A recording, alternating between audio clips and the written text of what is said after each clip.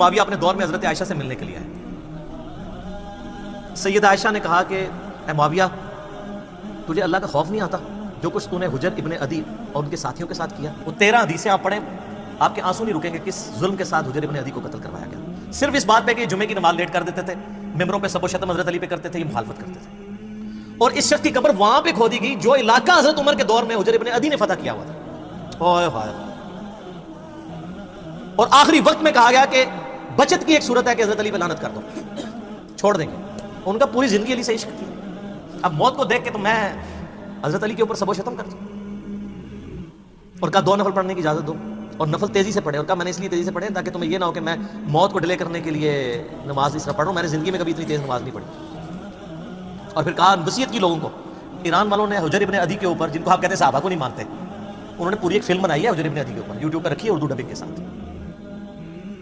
तो उन्होंने वहां पब्लिक को वसीयत की कि मुझे मेरी इन्हीं बेड़ियों में और इन्हीं खून आलूद कपड़ों में दफन करना है, क़यामत वाले दिन पुलिस रात में मैं मुआविया का गिरबान पकड़ूंगा।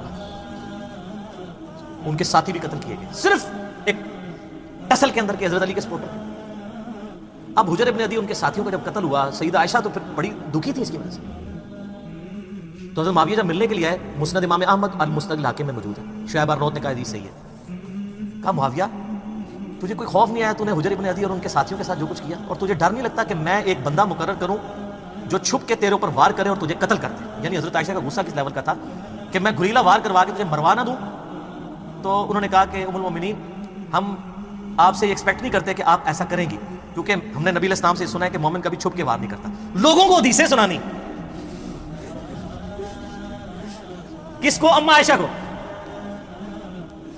और फिर कहा कि अम्मा ये बताएं, आपका जो मैंने खर्चा पानी लगाया हुआ है उस मामले में तो कोई, और वो इन्होंने नहीं लगाया हुआ था, वो तो आपको मालिक नीमत में से मुसलमानों को वजीफा मिलता था, हज़रत उमर के दौर का शुरू हुआ था, उसमें तो कोई आपको शिकायत नहीं है।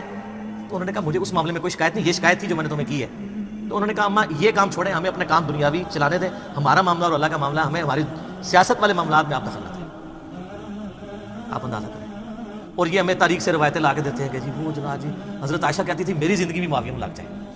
इससे तो आड़ी हंसी भी दसती है कि रवायत किसने कड़ियां होनी ने, क्योंकि हदीसें कुछ और बता रही हैं। ठीक है, तो ये कोई शख्स कहेगा जिसके भाई कत्ल हुए हों, जिसने इतने कत्ल आम देखा हो। इसलिए आप देख लें कि सईदा आयशा को सारी गेम समझ आ गई थी, जंग जमल में भी उनको मिसयूज किया गया, बाद में उनको सारी बात समझ आ गई थी। तो ये वो कहानियां बना के बताते हैं। तो आप इस पूरे सिनेरियो में देखें, अम्मा आयशा सलामुल्लाहि अलैहा को बड़ा कलक था हजरत मुआविया रज़ियल्लाहु ताला अन्हु के इस तरह के एटीट्यूड के ऊपर, इसलिए उन्होंने ये बात की।